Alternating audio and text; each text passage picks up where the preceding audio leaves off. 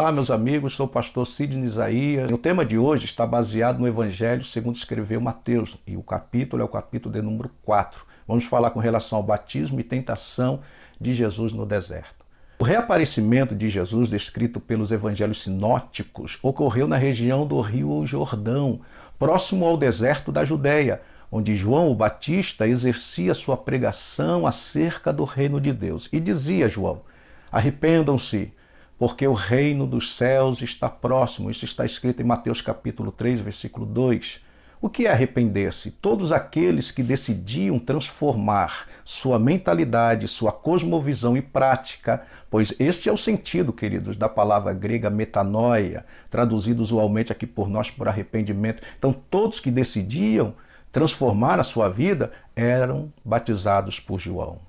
Judeus de várias classes sociais do povo, querido, como saduceus, fariseus, ouviam esta dura pregação de João. E esta pregação confrontava a tradição dos hebreus, que se diziam eleitos por serem descendentes de Abraão.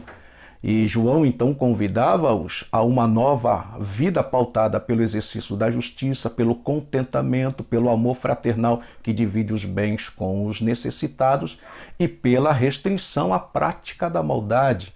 Queridos, Jesus também ouviu a pregação de João Batista e aceitou os seus ensinamentos e se submeteu ao seu batismo. Lógico, não sem a resistência do próprio João, e também não é porque Jesus precisava se arrepender, mas para um cumprimento. Se atentarmos para a distância aproximada entre Nazaré e o deserto onde João habitava, era de cerca de 130 quilômetros, querido, era muito distante. Então podemos presumir que Jesus e outras pessoas permaneciam ouvindo os diversos ensinamentos proferidos por João por diversos dias, talvez por semanas, eles ficavam ali. Também foi neste acontecimento que ocorreu a declaração da filiação de Jesus vinda de uma voz celestial: Tu és o meu filho. Após o batismo, aconteceu a tentação de Jesus pelo diabo no deserto. Isso perdurou por 40 dias. Na verdade, foi uma tentação de caráter triplo. E é isso que eu quero falar com vocês com relação a esses 3 pontos. Em primeiro lugar, esta tentação se revestiu de um apelo à satisfação das legítimas necessidades do ser humano, exemplificado, queridos, pela fome, através de um ato de transformação miraculosa de uma substância inanimada, que é a pedra, em alimento. Se você é o Filho de Deus, mande que estas pedras se transformem em pães. Mateus capítulo 4, versículo 3. Queridos, atentam bem.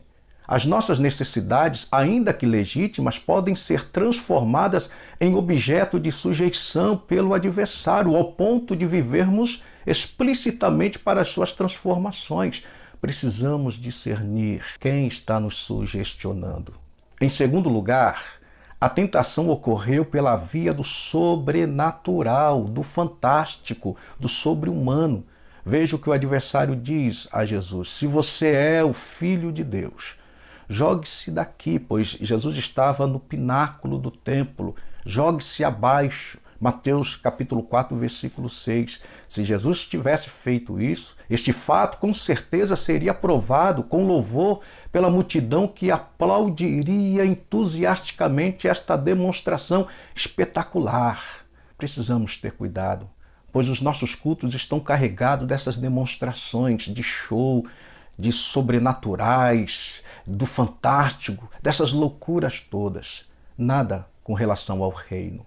Em terceiro lugar, a tentação se deu através da sedução e das benesses proporcionada pelo poder, pelo domínio e pelo exercício da força e da violência, queridos. Ao serem oferecidos a Jesus os reinos deste mundo, todo reino são conquistados por meio da violência e força. Queridos, veja o que o adversário diz no versículo 9: tudo isso lhe darei, se você se prostrar e me adorar. Mateus capítulo 4, versículo 9. Queridos, as 3 propostas de tentação são superadas por Jesus. Isto aponta imediatamente para o caráter da sua missão, que não passaria, vejam, pelo espetacular, pelo show, pelo poder, pelo sucesso.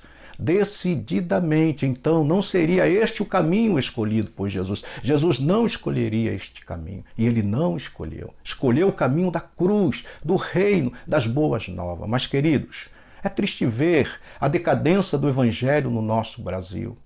O que temos visto é totalmente diferente das propostas do reino de Jesus. Vivemos em meio a um evangelho fraco, de espetáculos, de show, de poder, não do poder do Espírito que nos constrange a pregar o evangelho de Jesus Cristo, mas o evangelho de sucesso, dessas loucuras, neopentecostal. É o caminho escolhido pelos líderes das denominações no Brasil. E isto é lamentável. Queridos, que Deus nos abençoe e abençoe o nosso Brasil. Mas antes, eu peço que você curte, comente e compartilhe. Que Deus salve o nosso Brasil. Amém.